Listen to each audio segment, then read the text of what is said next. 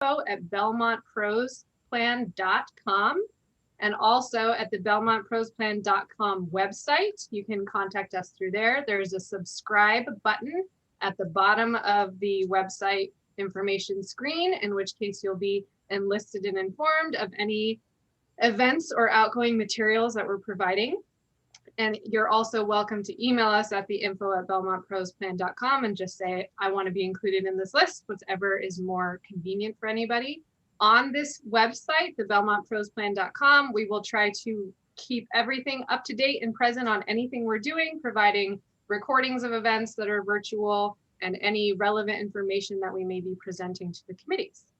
We have been receiving comments and input already, and we are collecting all of that in a document that will say the comment that was provided and who provided it and the date it was received. And we will make that available prior to any committee or commission meeting so that everyone's able to see all the incoming information. And we're doing our best to keep it orderly. But it's great. We love getting lots of feedback and comments. It allows us to make better, thoughtful, timely, appropriate decisions for this project. So thank you all for any input you've given thus far, and we look forward to seeing more. So next page, please. I'd like to introduce everybody who's here with us this evening. So on the Gates team, we have myself, as well as Linda Gates, Kelly Latosky, and Melanie O'Sullivan. I'm sure they'll wave in their squares. Thank you. We also have the pros committee, which is Avery, Carl, Craig, Bridget, Daniel, Michael, and Peter. So thank you guys. And then this is our first gathering of our advisory committee. So I would love if everyone would be willing to just pop a quick little hello, tell us who you are, and maybe how you feel you're passionate and relevant for this effort we're pursuing this evening. I'm going to call on you so that it's not this nice little dance. So Abby, if you don't mind starting, I'm going to go in order that your name is listed so you can be prepared for your turn. Sure. Hi, my name is Abby Sanders. I think I'm the youth representative here, and I've worked in and around Belmont Parks and Rec for a while, so I'm just excited to be here. Great. Thank you, Abby. And Karen? Yeah, you have my name wrong. It's Karen Haas-Valletta, spelled wrong. Thank you. You know, I'm the executive director of Footsteps Childcare, and I've lived in Belmont near Cipriani School for 29, 30 years, I think now. So I'm very excited about this. I love the parks. I have a puppy right now. So I'm really using all the different parks, and I'm happy to help in any way I can. There is a board of directors meeting going on right now for the Belmont Redwood Shores School District. So Dan and Rui are on that, and I'm having to listen to that while I'm listening to this meeting. So I apologize, but it's for my work. So thank you. Multitasking. Okay, thank you, Karen. And we'll correct that spelling of your name. Thank you for letting us know. Bob. Hi, I'm Bob Stahl.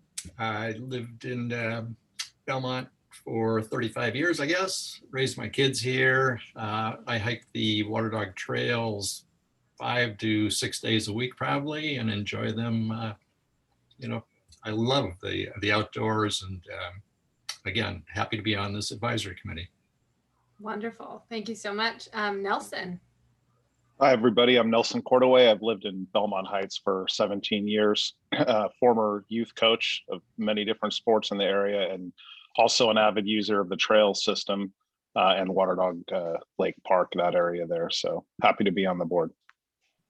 Thank you. Okay, David. No David tonight.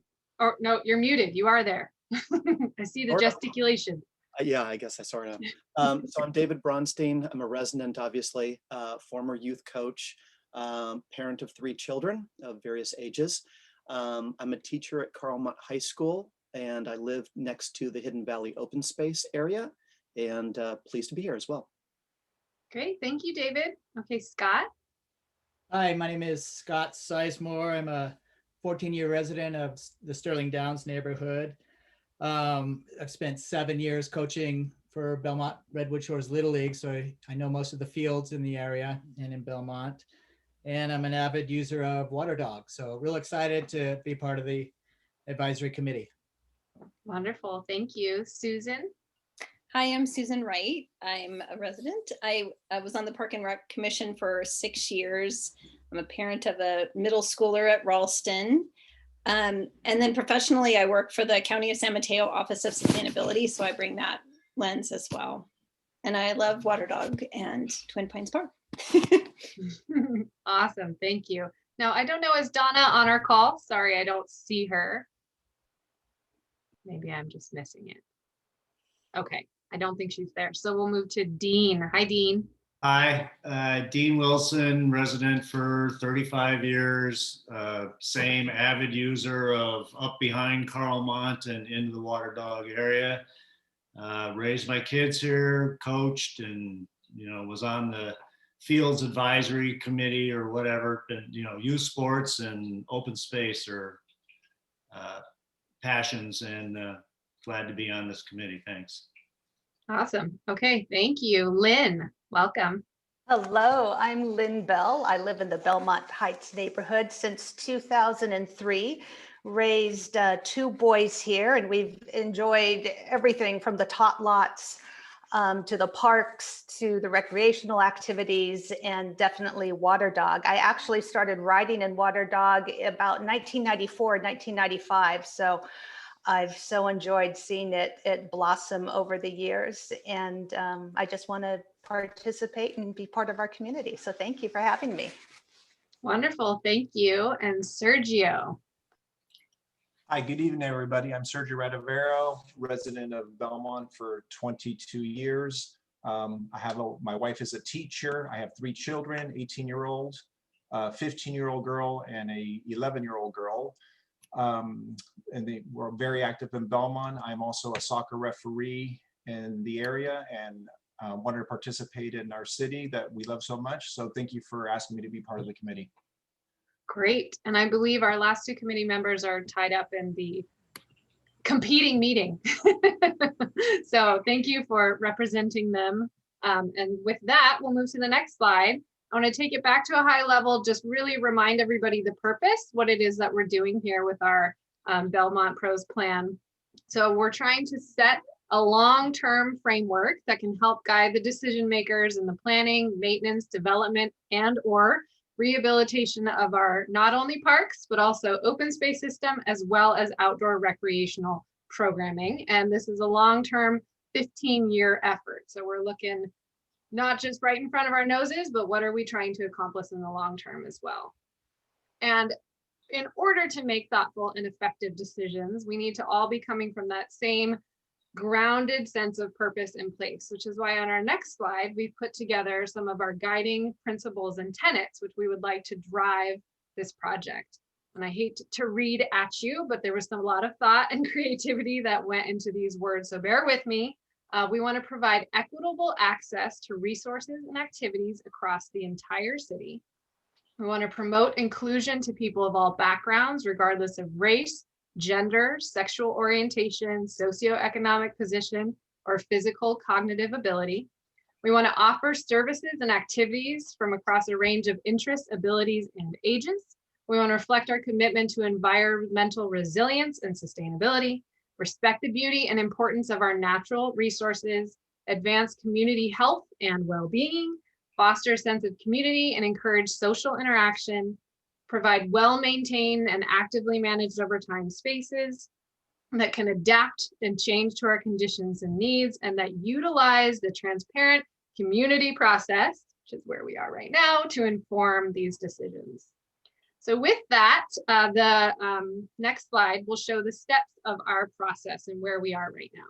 So through the term of this project, we kick off by getting all the information, all the wonderful work that's been done that can inform us of the efforts of Belmont to date. We formulate our plan of how we're going to get all this information in, sort all these ideas, put together a project website. We do some park assessments, some things on the back end to understand the existing infrastructure. Then we spend a nice chunk of time listening to you guys, hearing what we need to focus our efforts on, what needs to be better. Then we strategize that, put together in a plan, and take that plan together for comment and ultimately adoption. So what we've done so far is a handful of these things. On the next slide, you'll see we've done some benchmarking. So we've taken some evaluations of comparable yet always different because everything is unique. Cities around us, and the city staff is beginning to study some park usage at those mentioned on this slide. So we get an understanding of where do we stand within similar jurisdictions and what is going on with what we currently have. We've also, on the next slide, done some existing site assessments. So understanding the infrastructure that's there and how it is, how the maintenance level of it's going, how well it's being used, and frankly, how many people are there when we're there. In addition to that, we've done some outreach efforts. We're going to talk a lot about our outreach this evening. So far, we've created our brand. This is the logo that you guys have seen on our website and presented on a couple of these slides tonight. The project website is up and available. We've identified some folks in addition to you guys who are going to help us communicate the word, get people to participate, advertise our survey so we get as much input and feedback as possible. And we've developed our questions for the first round of our survey. We have also done some outreach events. And on the next slide, you can see we've presented to several different groups just starting in the last month or so, telling them similar to what I've just talked about in the last few slides, the overall intentions of this project, what we've done so far, and then ways they can connect with us, which just popped up in the chat if you wanted a little reminder of it as well, how you can get to that project website and get in touch with us. So our overall outreach strategy is shown on the next slide. We're doing 3 rounds of input. And this first round is where we're starting off right about now. We're hoping to get our survey live next week once we get through our draft this evening and in the next couple days. That's where we're looking at where are we now? What is it that we have and what would we like to improve? From there, we're going to talk about how can we accomplish those things we heard from round 1? What's reasonable and feasible for us? And then round 3 is how do we prioritize getting all those wonderful things that we as a community have decided we want done in a 15-year time frame. Okay, and so from there, we have several meetings. So these are not yet associated with dates, all of them. But we will have 4 of these meetings tonight, community-wide survey, several stakeholder meetings, which will be based around groups and topics, as well as some workshops, several public presentations, and some pop-up events. So in addition to always being open to give us input through the email and the website, we will also have these events. And if ever you're not able to attend, virtual ones that we will record and make sure they're available so that you're able to see any of the discussion that happened in that evening. So all of that background to now bring it back to our advisory committee. Thank you guys for coming this evening. The purpose of your role is to help make sure that we're providing the best product possible when we reach the end of this process. So you're going to review things that we do. We'll seek your insights for your intimate knowledge of the community and advocate for the organizations that you represent. So we've tried to curate our advisory committee so we've got a diverse group that's representing different neighborhoods and interests. And we'd also like for you guys to serve as the liaison, somewhat of the sponsor for this, making sure that it's widely spread and people are aware of this effort and are aware of how they can contribute and give us information as well. So with that, I'm going to take us to the discussion about our survey. And I'm going to talk to you just really quickly on the next slide about high level what we were hoping to accomplish before Linda is actually going to walk us through each of those survey questions. So our intent with our survey was to try to understand the who, what, where, and when, right? So we want, when somebody's giving us a survey, we'd like to know who they are, how often they're at the parks, and their opinion of how they could be better. So with that, I'm going to kick it off to Linda, and I think Kelly's going to literally take us over to the survey. So you guys are going to get a taste of what that virtual process would feel like. Can you go back to the last slide for a second, Casey? Just for 1 second, because I want to give an overview. So, okay. We want to walk you through the slides as Casey about the survey, but as Casey mentioned, this is the first round of input. So we're kind of doing high level about what people think about the existing park system and what they'd like to see. So we take all that information, and the next round we do deeper dives in it. When we do surveys, we have one of the things that's important is we sort of balance like how difficult and how long it takes to complete a survey with how much we want to ask. Because obviously we'd love to sit down and interview people for hours, but that's not totally reasonable. As I say, you have to remember this is the first round. We always provide options in our surveys for people to check other or to have written comments and things like that. So it's really designed, hopefully, to capture as much information as possible with this next round. We capture that information, we collate it, and we think about, as we go out again, how to, if we have to fine tune some of that information. So that's sort of the framework of setting this together. And we were asking questions about improvements for parks, improvements to open spaces, and outdoor recreational programs. We are not discussing indoor recreational programs with this. There have been some facility studies already done in the community. So we're really focused on exterior spaces. So with that, I would like to just sort of walk through the survey with you. So now I think, Kelly, if you can hook us up.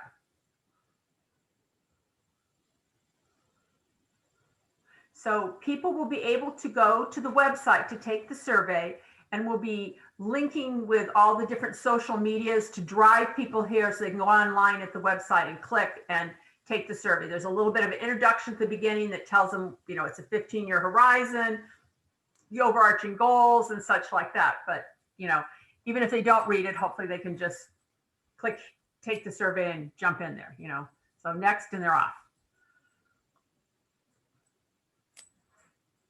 And hopefully it's sometimes tricky to go. So one of the things we want to find out initially is how often people are visiting the parks. You know, are they going daily, one time a week? I have a feeling we're gonna get a lot more usage, which is great. I love doing this during COVID because everybody's come to totally appreciate our parks and open space. You know, so, and if they don't visit it, and if they want to specify, you know, I actually go, you know, 3 times a day, you know, or whatever. And so that's sort of the first question, sort of setting up their use patterns. Next question is we want to find out like why people visit the parks, you know, outdoor recreation fields and open spaces. So this is just, you know, exercise, compete on a sports team, connect with their community, you know, work outside their home. Maybe some people are going to parks to work.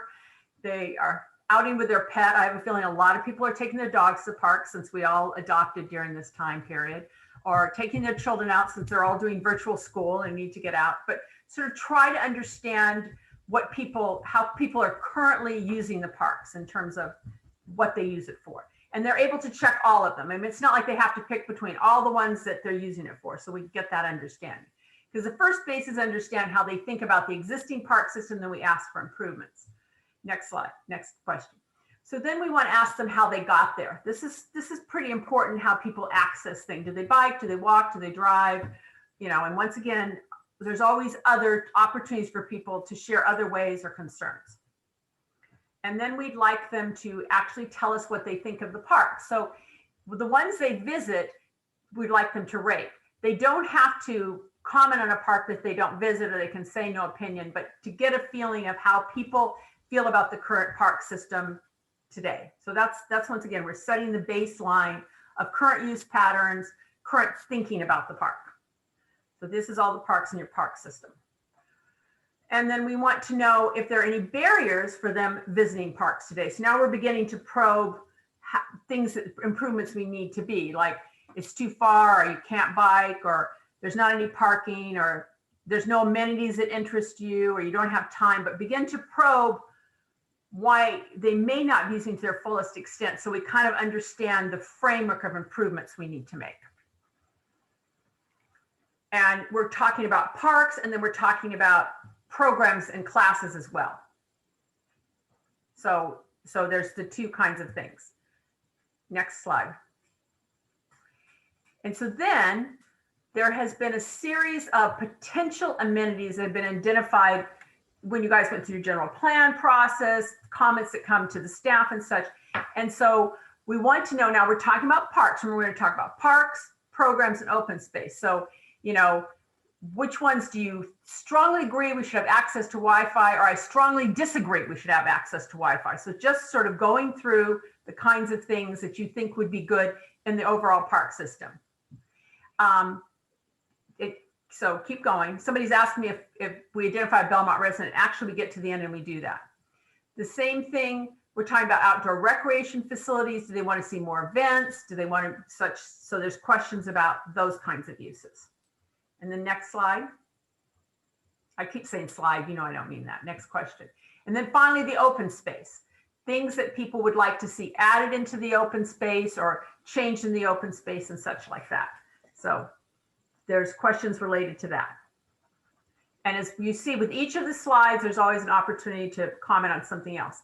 Somebody asked me, do we know if they're a Belmont residents? And actually we are going to be tracking which neighborhoods people live in so that we see a pattern. If everybody in the Western Hills is commenting on something, we can understand that. So we're asking, and this will also let us know if people are not Belmont residents, which doesn't mean we're not interested in their opinions. It's just to understand where the comments that are coming from, because you might have one community all about playgrounds or something, and because that's a problem in their community.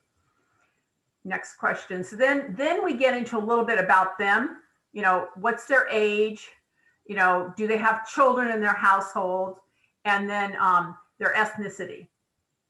And then we're asking them if they have anything else, because obviously there's things that such smart people in Belmont have thought of that maybe we haven't asked them about.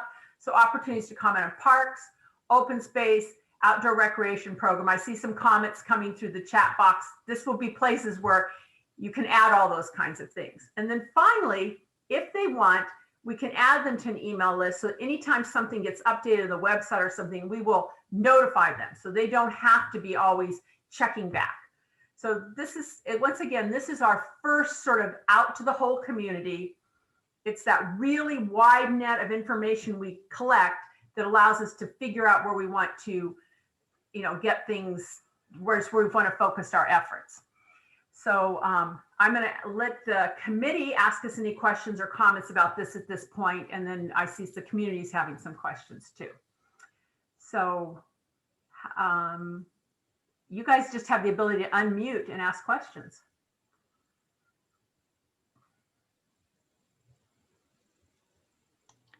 Bob, I see you raising your hand. Yeah, just a couple of questions. First of all, a lot of information went by very quickly. Are we going to have time to really review these points? Yes, you will. I wanted to give you an overview of where we're going, and then this will be available to you if you would like to study a little further and get some comments back to us. If you are going to review it, which would be fantastic, it would be nice if it came back to us fairly quickly, because we'd like to be started launching sometime next week, if at all possible. Because once we start talking about the survey, everybody's going online going, where is it? So it's like. Okay, I understand. Okay, so how long are you going to have the survey open to residents and other people so that they can access it? And then also is how, again, is it going to be communicated to the general public of Belmont that this does exist? So and Kelly, you can elaborate on this a little bit. We're going to use our social media channels. We've been asking people like you to share with your friends, maybe with some of your email lists about that. We're reaching out to a bunch of groups, community enhancers, building that support, all the kind of enhancement channels we talked about we'll be using. We've been going to a number of meetings, alerting people that it's coming. It might be nice to get an article published in the paper about it. There'll be signs in parks to let people participate in it. But it helps, and I'm asking you all word of mouth to get back to your groups. You're a coach or you're with the school district or whatever, you have a link, and then ask your friends to pass it on to other people too, that awareness. We already have, I think 80 people subscribed on our email list that have visited the website already. All those people will get a direct email to encourage them to take it and encourage their friends. So it's that kind of effort. And Kelly, how long did we have the survey open for? I don't remember. We were going to keep it open for a month, but I'm also going to check in if our participation rates aren't doing great. I might have another call to action or another round of social media. We want to check on it and make sure we're getting good participation even as we go. I don't want to wait and just look at it at the end of the month, right? Yeah, we monitor it as we go through it. So what are the social media channels? So we're using Belmont's social media channels. So Bridget, let me know if I skip anything. But you have your Facebook. We also want something on the Belmont website on your homepage. So we'll be rotating in there. We also have, we want to get something on Nextdoor. And Bridget, you have Instagram, right? We're using. We have Instagram, Twitter, yeah, Facebook, Nextdoor, the city manager's weekly update. It'll be on our website. We'll also be sending it out through our recreation registration software system. We have a constant contact email blast that we can send out that way. We'll also be distributing it to our youth sports organizations. Those are all Belmont athletes and their families. We'll be putting it out that way. The school district is going to support us as well with broadcasting this, not only from the district, but also through the school force websites. We're going to be putting it into, we're going to put something into the Redwood Shores pilot newsletter that they have. The other thing we could do is actually put something on an electronic signboard that gets put out on various places on Ralston. The police department is always very amenable to supporting our outreach efforts that way, because we know that not everybody's on social media and not everybody has electronic access. We will also be making some paper copies of these surveys available in various places. Typically, we would put things at the library and City Hall and that sort of thing. Obviously, we can't do that as well right now. So we do ask the community for any suggestions about where else to put these surveys. Happy to deliver them to churches or schools, you know, some of our private schools as well, and other organizations. Please send the suggestions, send them in through the info@belmontprosplan.com email address, and we'll take you up on it. How about the neighborhood associations? Perfect, exactly, yes. Okay. Yep. Bridget, when you mentioned, how will people get the paper copies, Bridget? I'm sorry? How will people get the paper copies if? You know, we could probably we'll put some on our front door here at the Park and Rec office and maybe at Barrett as well. That's what we did when we had our community center outreach. We just left some paper copies in various places and people could fill them out right there and then put them in the completed survey envelope, and we would collect those regularly. But if somebody wants a stack of paper copies, please just let me know. We'll make those available to you and make sure we get them to you. Okay, great. Bridget, it's Lynn. When you mentioned contacting school district, does that include the high school district? Yes. Great.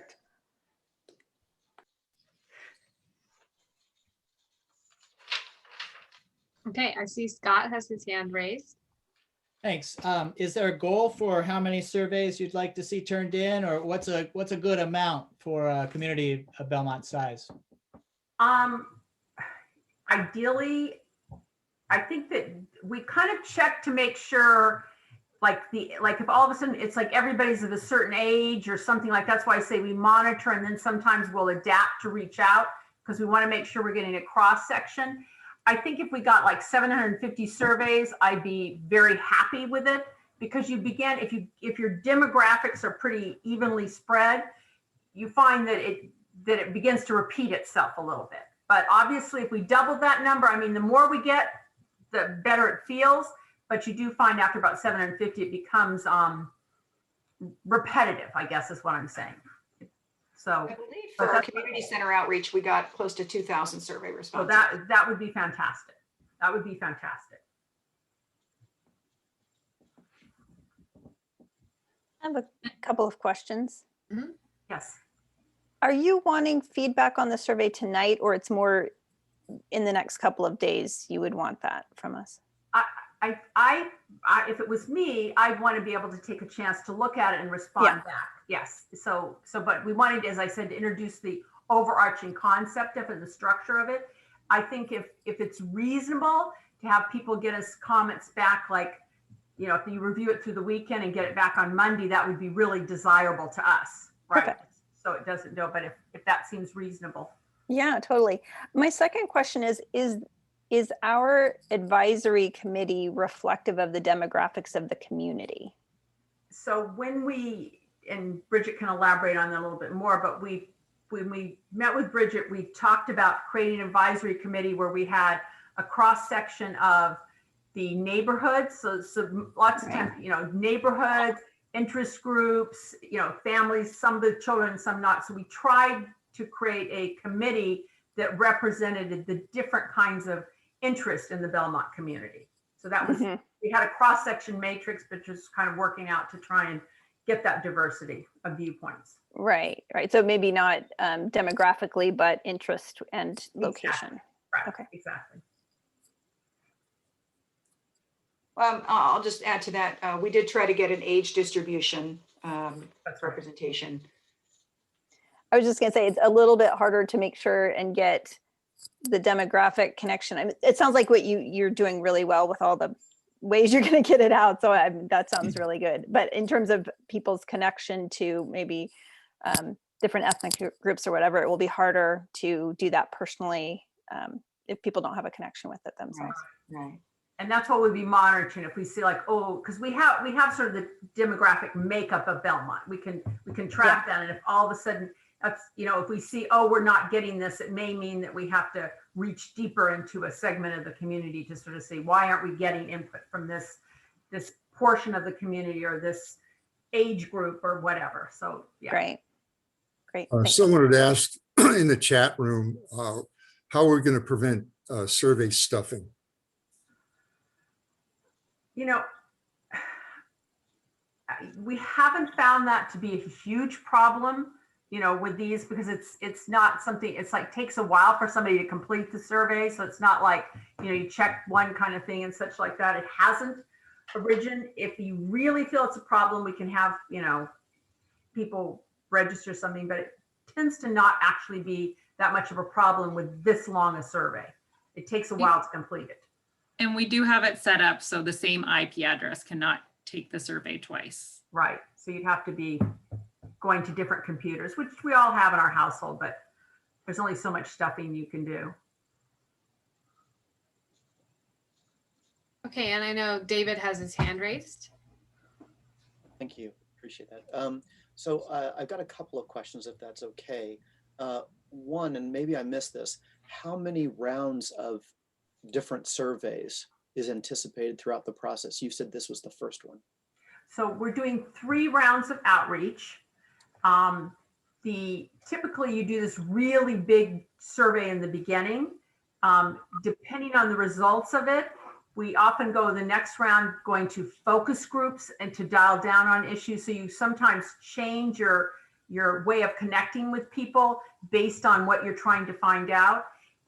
If it's necessary, we'll go out with another online survey, but usually it works best for that big data dump in the beginning. And then when we get the survey, we share the results with it online so people can see what's happening. And we try to be very transparent about that. But the first round is like, what do you think of your parks? What do you want? The second round is, okay, you know, these are potential ways to address that. What do you think of those? And finally, now that we know that we have our plan, what do we need to do first, second, third, fourth? Got it. Thank you. I think you had it on another slide. My apologies. Can you go to question number 4, please? Yes. Sorry for the fast scrolling. That's okay. Everything was so fast. Okay. So I know this is a high level, and so I'm thinking high level. Your question is, which facilities do you visit most frequently in Belmont? I'm wondering if a question as an offshoot of this is, why do you visit that particular park? And I don't know if you've already encapsulated that in something else, but you know, obviously if they're going to a dog park, there's probably a good reason they're going to the dog park, but maybe there's something that pulls them to a specific area rather than another one. And we're trying to capture that. I think the question before this, like, why do you go to a park? We're not necessarily associated with a specific park because it just starts getting so complex what we're doing. And if that starts revealing itself, you know, and we can cross collate information, but here it's like an outing with a pet, an outing with children, gather with family and friends. So we're hoping we catch the reasons people are going. And if necessary, in the next round, we're like, well, people clearly need a dog park, and should we putting it here versus there? And the last question I have if that's okay, is question number 9.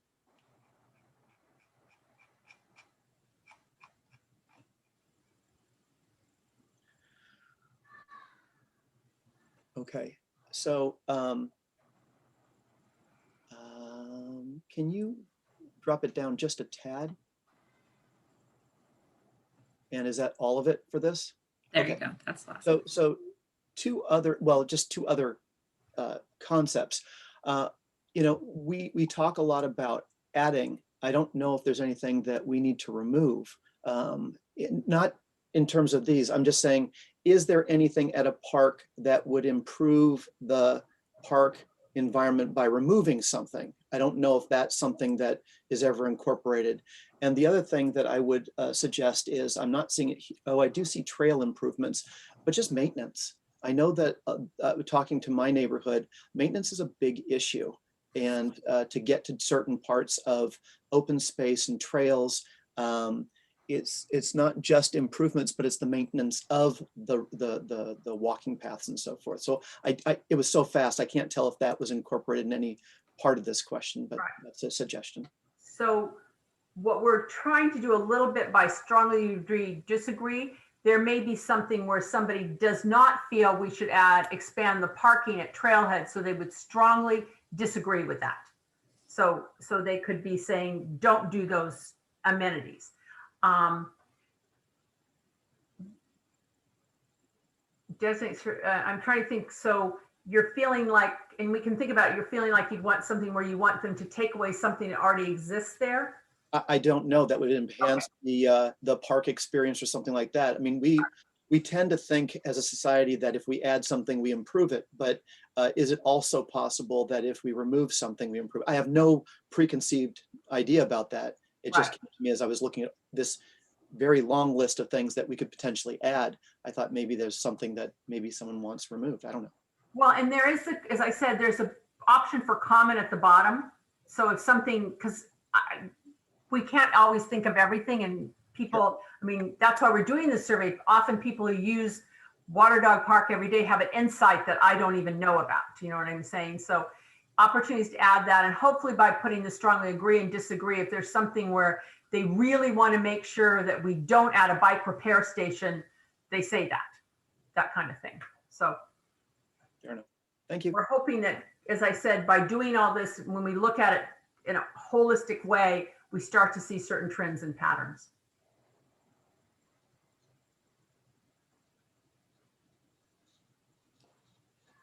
But those are all great questions. Thank you. I appreciate it. Okay, other questions or comments from our committee? Okay, great. So now this is the time we've reserved to open up for public comment. So I will request, I understand that people have a lot of passion and energy for this, which is awesome. We love it. We would love the comment as much as possible to be directed on the content we presented this evening. And also, if you feel as though you have a lot of thoughts that you want to share, please feel free to utilize the information at Belmont, or info, I'm sorry, at belmontprosplan.com. We can share that in the chat again as well, and you can subscribe on the website.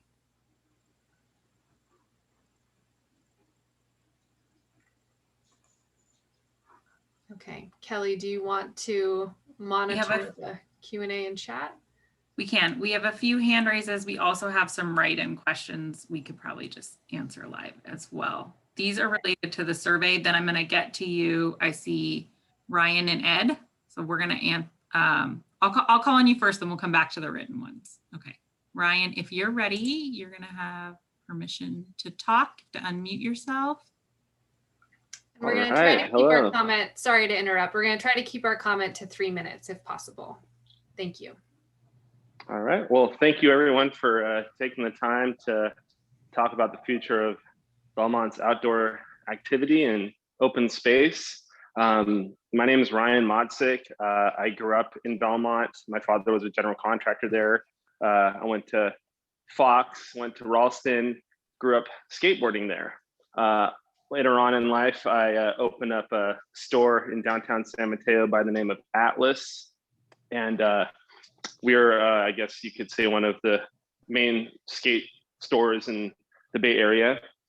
I have seen an insane growth in skateboarding, like I've never seen before. Skateboarding's always been pretty popular, but now it's blown up, and it's all about being inclusive and community, and a lot of the points that you guys were mentioning earlier.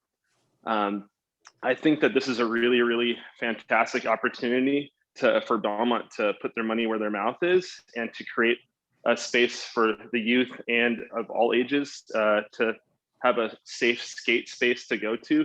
Currently, there is not a single place in Belmont that is legal for skateboarding. And I think that's a real problem. And I don't think that that's equitable. I think there is a way to craft a space that could be landscaped beautifully and blend in and not even necessarily look like a skate park. It could just look like some beautiful landscaping with nice architecture. That's actually what most skateboarders like to skate anyways. A side note is last year, we've seen also an uptick because of COVID. People need an outdoor release, and we sold close to 4,000 skateboards, and a lot of those skateboards were to people from Belmont. So I'd just like for you to really think about the youth and skateboarding and the arts, and hopefully skateboarders will have a shot this time because they haven't had a chance before in Belmont. Thank you. Great, thank you. Okay, Ed Mitchell, who can unmute yourself. Okay, unmuted. Can you hear me? Yes. Yeah, hi. I've been a resident for 30 years in Belmont Heights. I'm a biker and a hiker. I use Water Dog primarily for hiking. And I think most of you know, but perhaps not all of the consultants, that Water Dog was originally a hiking trail region that allowed bikes in, and we coexisted for a long time until now the number of mountain bikes has greatly exceeded the hikers in terms of mileage covered, if not actual numbers of users. I know if you have 10 hikers in there and 20 bikers, a hiker might see one other hiker on the trail, but he'll see all 10 or 20 bikers because of the ground they cover. So what I'm getting to is the survey asked how we participate and what we use in the parks, but it doesn't seem to capture a lot of what I'm familiar with fellow hikers that no longer, at least in the last few years, have chosen not to hike in Water Dog because of safety concerns with bikes. So without considering what a possible solution might be, I think the survey should not just ask who's doing what, but what it would take to make it more desirable to hike in Water Dog. I think there's a big cadre of hikers out there who have chosen to go hike in other parks elsewhere in the peninsula and avoid their backyard of Water Dog because of all the bikes. So I think the survey, and a final comment related to the survey, you've spent probably weeks, if not months, preparing it, and you're asking for feedback and suggestions over the weekend. I think we need a little bit more time as a community for something that's going to affect 15 or 20 years of policy. Thank you. Okay, thank you. Next up is, I don't see a name, but it's a 605-274 number. I'm going to allow you to talk and you can unmute.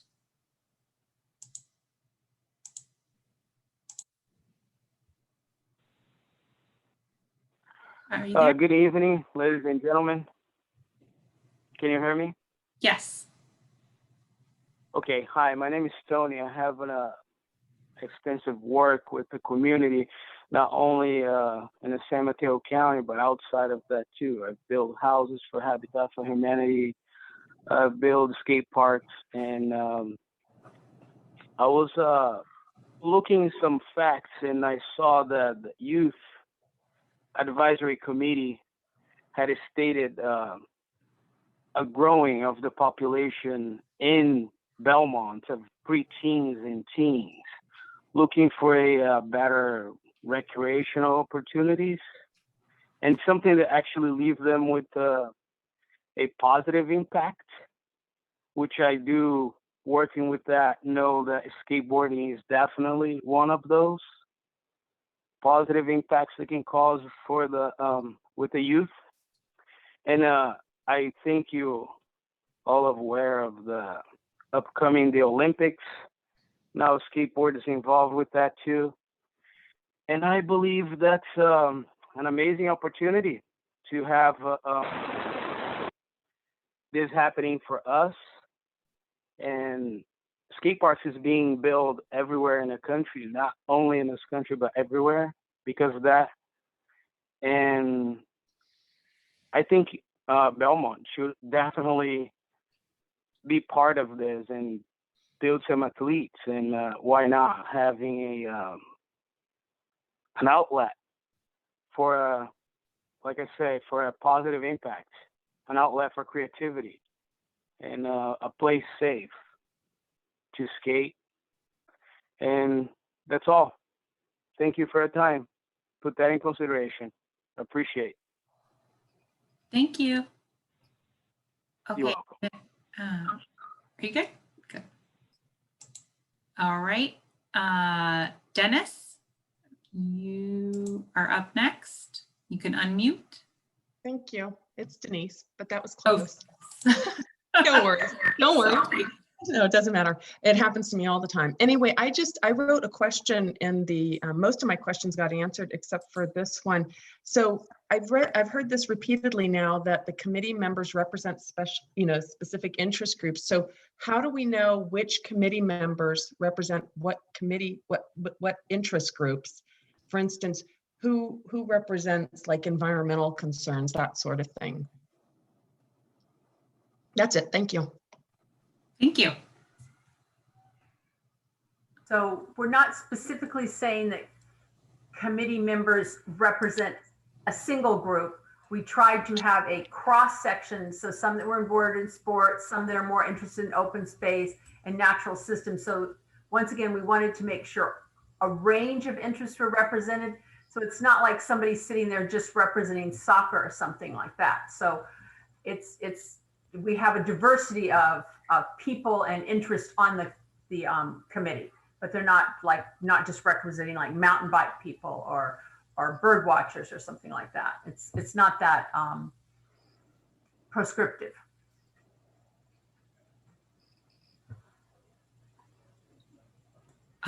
Okay. Oh, so she has a follow-up question. So how do I know who to contact for my interests?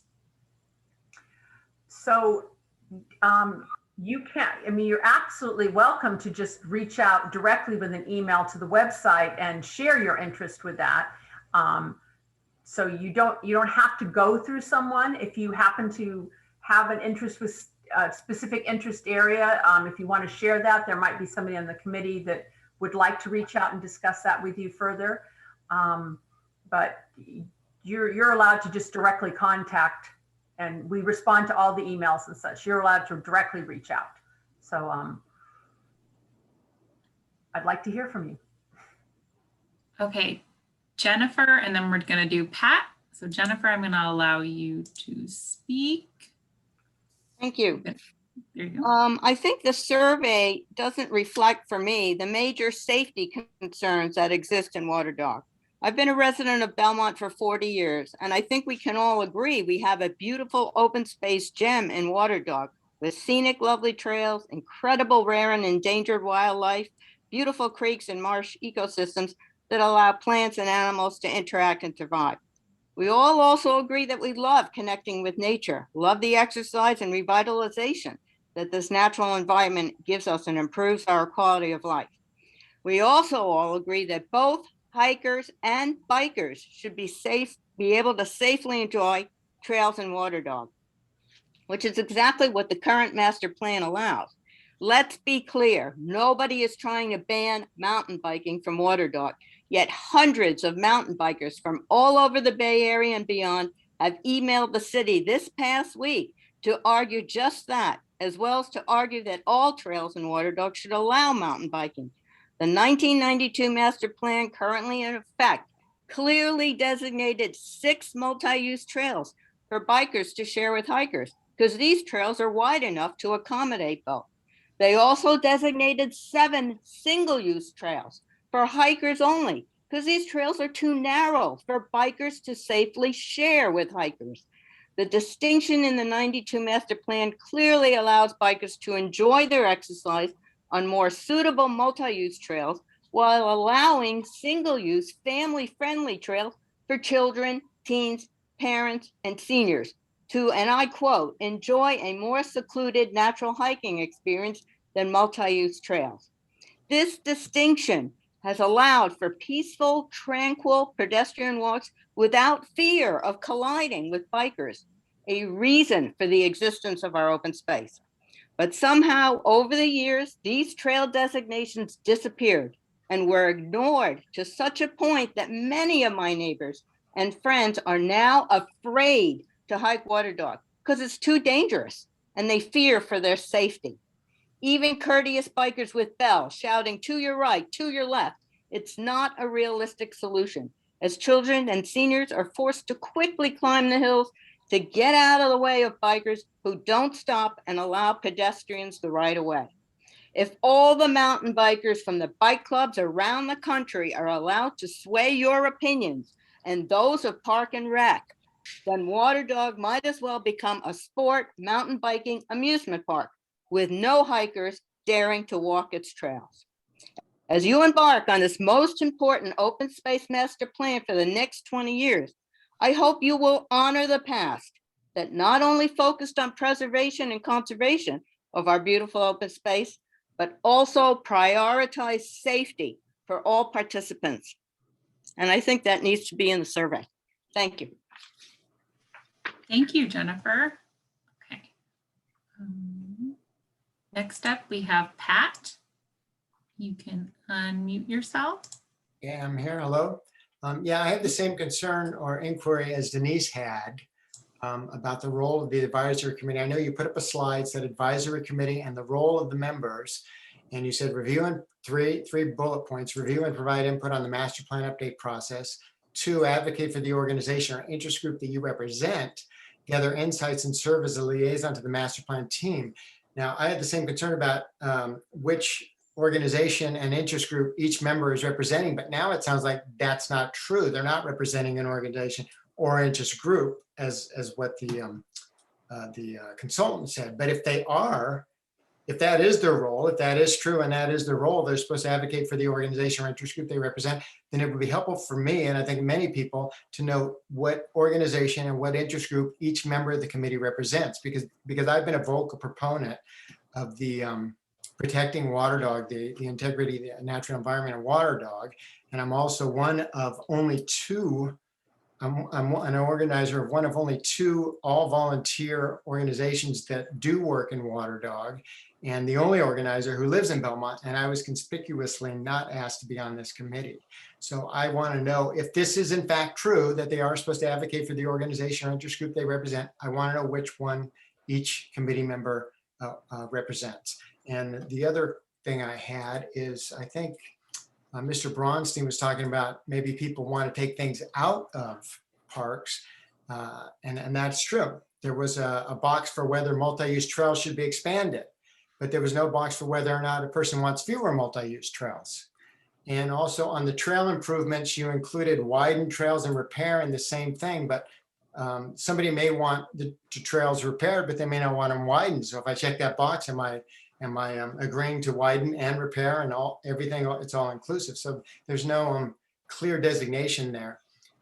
Anyway, those are my concerns. And if the committee members are truly advocating for organizations or interest groups, that needs to be identified by each committee member so we know who to go to for our specific interest. Okay, thank you. Next up, we have Nicolas Shutter, and then Scott Hill after that.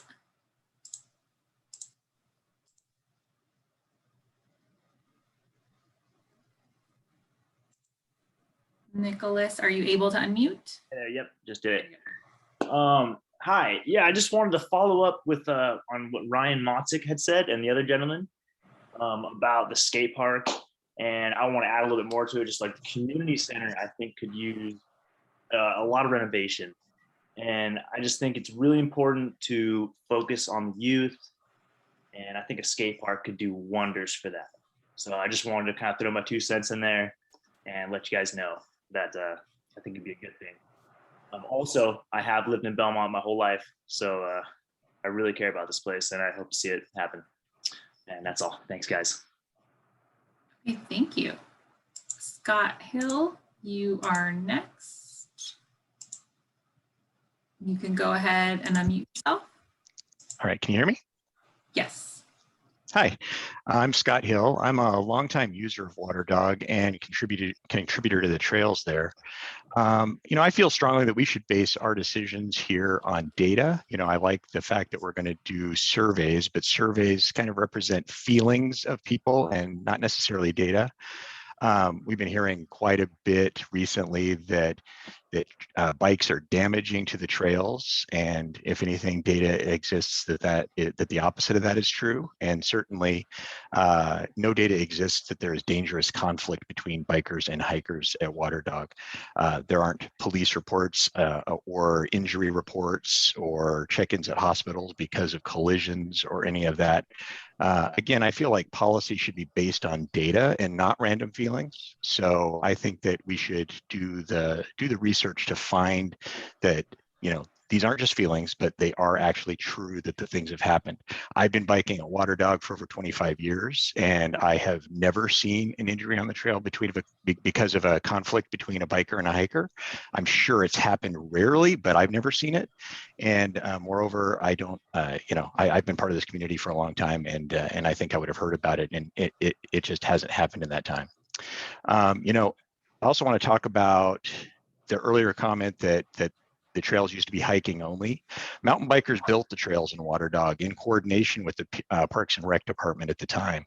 I know because I was there in the late 90s and early 2000s and helped build the trails back then.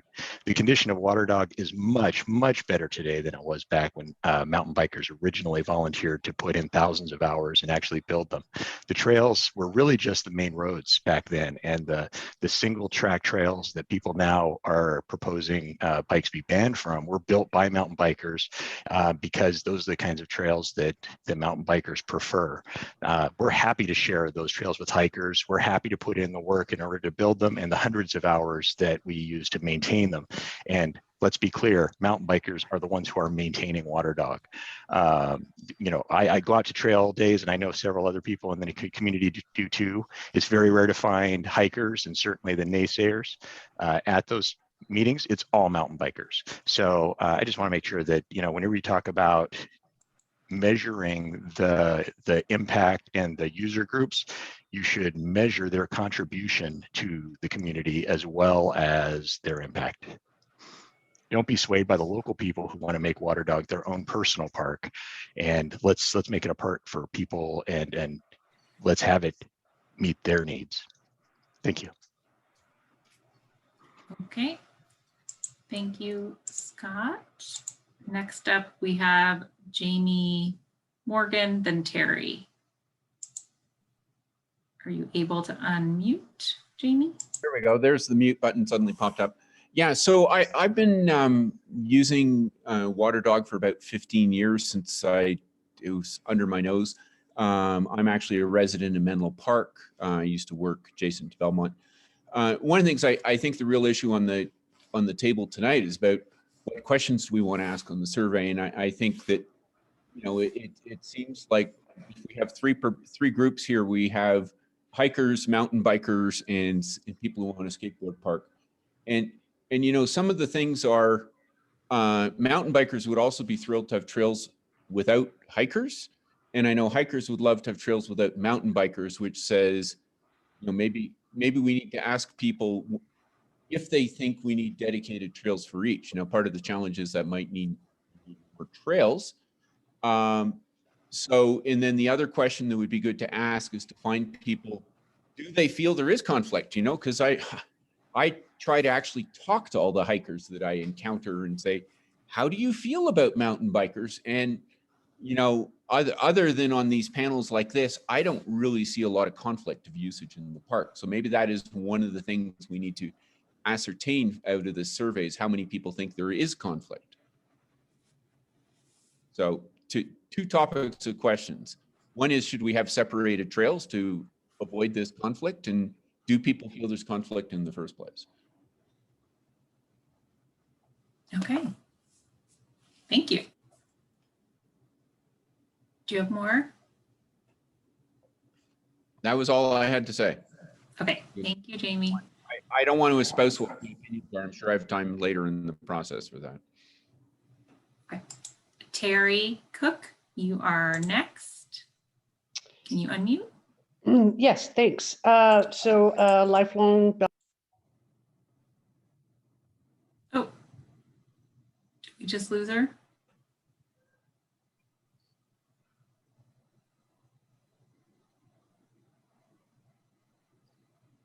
Can you raise your hand again? So, there you are. There you are. Okay, can you hear me now? Yeah. Okay, sorry. Lifelong Belmont resident. Maybe I missed it when you were scrolling through all the questions on this survey. I saw Belmont Community Center listed under facilities, and but I don't remember seeing Twin Pines Park specifically. Did I just miss that? Twin Pines is on there. Yes. Okay. Great. Thank you. That's all I needed. Okay. And then Van. Yeah. Okay. Can you guys hear me? Yes. Great. Thank you for having me. I just want to share my perspective on what we're talking about here. I've been a San Mateo resident since 2002, and I've enjoyed Water Dog immensely. My family and I, we hike there pretty often, and it is actually where I actually introduced my son to mountain biking there. It is a fantastic place for all kinds of activities, and I just want to share that you know, because I have the perspective of a hiker as well as a biker. I don't see there's any issues with us coexisting and really sharing the trails, because I echo some of the comments earlier that I've never seen any kind of serious conflicts or injuries due to you know, mountain biking and hikers sharing the trails and such. And I feel like this is actually an opportunity for us to educate a lot of folks who are coming to Water Dog for the first time, or going in there regularly, and maybe kind of you know, educate some who may not know the etiquette of sharing trails, and how it's best to kind of you know, be not only, you know, we're sharing the trail in a very polite way, but also kind of some of the things that they should know, really. And so I feel like it's a big opportunity for us to kind of educate a lot of the folks that are coming to Water Dog to use it regularly, and so that's pretty much it. I feel like it's a you know, it's a good time for us to kind of really set the tone for the next 15, 20 years, as you guys were talking about. So that's all I have. Thank you. Great. Thank you so much. Okay, Ryan Fell, you are next. Can you unmute? Hi, yes. So I just want to kind of point out that the trail use all around is way. Oh, no. Can you raise your hand again? Sorry about that. Where did it go?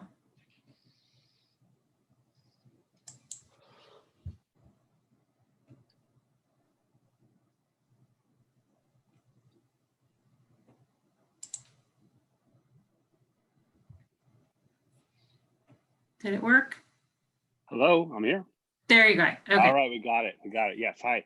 So I just thinking this is, given that we're in a pandemic and outdoor activities of all sorts are off the charts for appropriate reasons, it's just a really difficult time to really kind of have to kind of see through the clarity in a 15-year vision. And I just want to kind of point that out. But then the second thing that I want to bring up is that one thing about trail use and cycling specifically is that it's a lifelong sport. And if you think about, I mean, I just want to point out that I'm passionate about sustainability and the outdoor environment. And I think it's because I started cycling as my Boy Scout troop was focused in the area. I mean, my first bike ride was from Los Altos all the way up to the ferry over to Angel Island. You know, it just kind of set the hook. And we just need more environmental stewardism in this world. And cycling is a really good venue to get children that are more excited about riding a bike than about hiking. And I think this is a really good opportunity to continue to allow them to access to this wonderful trail system. And one other point is it's literally the reason I live in the area is because of Water Dog Park. Been here for 15 years. You know, this Water Dog is a precious resource for local kids to learn and eventually, you know, care for the environment. So I just want to leave that point. Okay, thank you. Chris March, you are up next. Thank you. I'm a Belmont resident, and you know, one concern I have about the current situation is I feel like a lot of perspectives could be skewed, given that we're in a very unusual circumstance where lots of people, I believe, during the pandemic are perhaps they're discovering these wonderful places, but they may not know exactly what to expect or how to behave around other trail users. And maybe some things may be new. They may have, I would be happy if many people going out into the spaces are, you know, they're going to continue on with it as the pandemic, as we return to some kind of normalcy. But, you know, as we engage in surveys and discussions, I wonder how possible it is to remember what the patterns of activity in the spaces were before this time. And I don't expect them to be exactly the same as before, but I feel like there is a risk if the surveys are just kind of focusing on our current experience, that it will be skewed in specifically around, you know, situations where some spaces are very crowded on the weekends with folks who may be kind of new to those situations. So I was wondering if there's any kind of plans around how do you structure these surveys and plans for decades when you're kind of your perspective is inside a very unusual situation.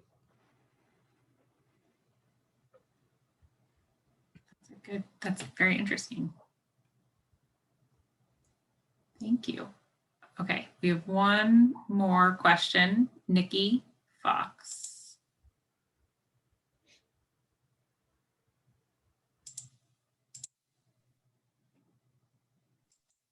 Oh, hi there. I actually did not have a question. I don't know. I must have pressed the raised hand by mistake. I'm sorry. Oh, that's okay. Well, hello. Hi, nice. Good job, everyone. Okay. So there are a few other questions written in. How do we make sure the survey gets to apartment residents? So hopefully a lot of the outreach tactics we're using through social media and different groups and making available the survey in different forums will answer that. We'll also track if there's certain neighborhoods where we aren't getting very much input from, we may look at some ways to maybe reach out to that directly. So yes, it's our hope that we get a cross section of the community participating, and anything that anyone who's a participant tonight can do to help make sure that people know about the survey is great, because the more people we hear from, the better able we are to create something that's absolutely tailored to the Belmont community. So do we have any more? We have one more raised hand. Elizabeth?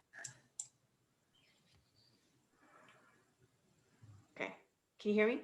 Yes. Okay, great. I just have a question. I know everyone was kind of talking about bikes, skateboards, but I'm wondering about the trees.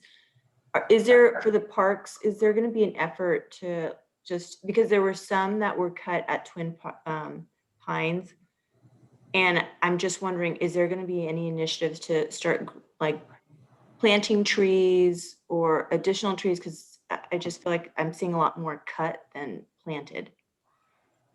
And is this part of the scope?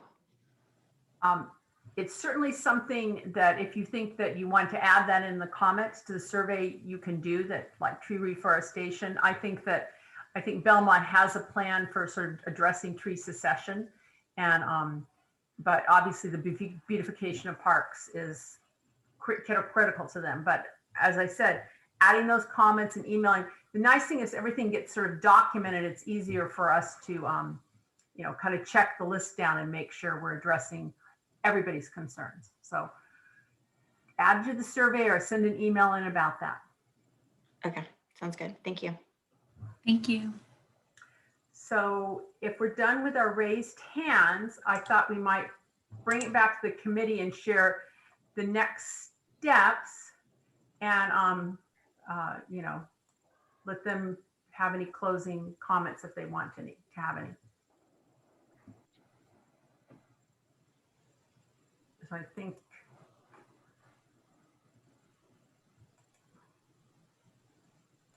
who's got control of the presentation? I do. Sorry. Where did you want to go? I was reading the comments. I know it's addictive. So we have been recording this. All the chats and stuff get saved, so we go back and read them and such. So any comments you're putting in here, we're collecting those. There are some upcoming presentations that you are, to the Planning Commission and City Council. These are also on the website. So if you can't remember something, you can go there as we have more meetings and discuss this project further. And so I wanted to bring it back to the committee. If you had any comments you want to make at this time. I think had a lot of good information and comments from the community. As you have a chance to look over the survey to see if there's something you think needs to be adapted to respond to that, we'll also be looking at that as well.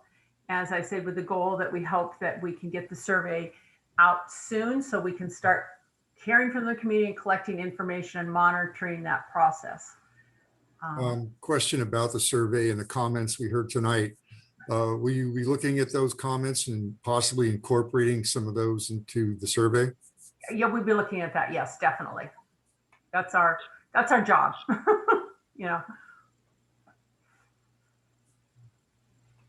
Lynn, you have your hand raised, but you're muted.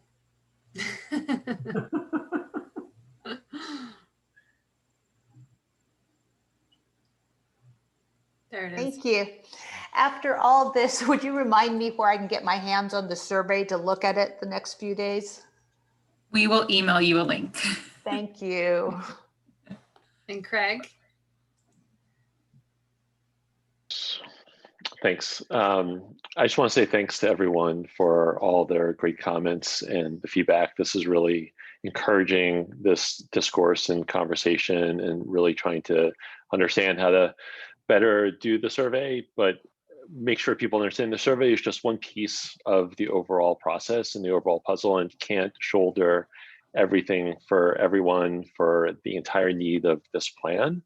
And one thing that I believe that will come out of the survey is to be able to help us do more, I want to say in person, but kind of deeper dives with focus groups and with other touch points with the community that will really help take what is relatively a quantitative approach and make it more qualitative to understand specific needs and issues and interests that would come out of the survey. But by no means is the survey the be all end all.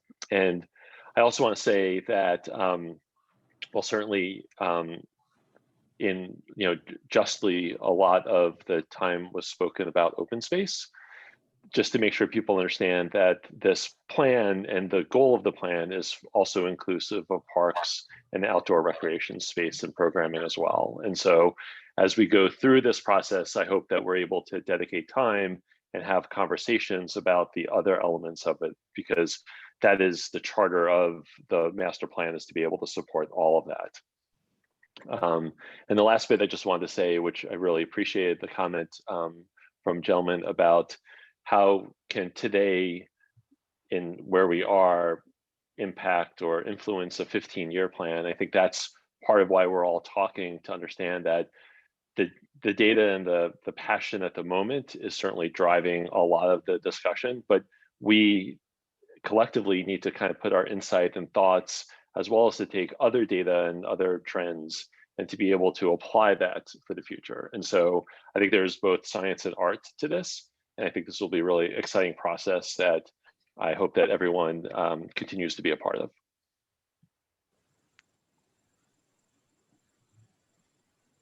Thank you, Craig. I think that's a really great way of summarizing it. The passion is actually exciting to begin a master plan with this kind of passion, in a way to be during this interesting time frame, maybe breaks us out of habits that we've always thought of with park systems. So it allows us to think about our park systems of the future and the role they play, and how we're coming to expect more from our park systems. And yes, I think it's very good. This survey is just a piece of information that informs our decision making. We do not make, it's not like we're voting on anything here. It's informing our decision process. There will be focus groups. We're going to keep talking about it till we find the right solutions for Belmont. So, but this is great that we already have 55 people on this discussion right now. How fantastic that just in this beginning kickoff meeting for the CAC, there's that much passion. So I'm looking forward to working each and every one of you. Reach out to us and have a good evening.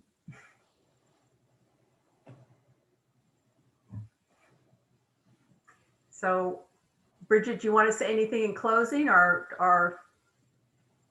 I will echo your words. I really appreciate, as I mentioned last night's commission meeting, the enthusiasm and the passion that everybody feels. This is what community engagement is, and we are the advisory committee and the Parks and Rec department and our consultants are committed to, going through this process in a very transparent way. That's not always, clean and easy, and that doesn't mean everybody agrees on everything, but we do want to make sure that everyone is heard, and that we do, we do receive all the input, and we help incorporate that into our final product. So thank you all for your participation. Please keep it up, and please spread the word as soon as the survey goes live. Good job, Belmont. Good job, Belmont. All right. Thank you, everybody. Okay, thank you guys. Have a wonderful evening. Appreciate it. Good night. Join us next time. Y'all come back.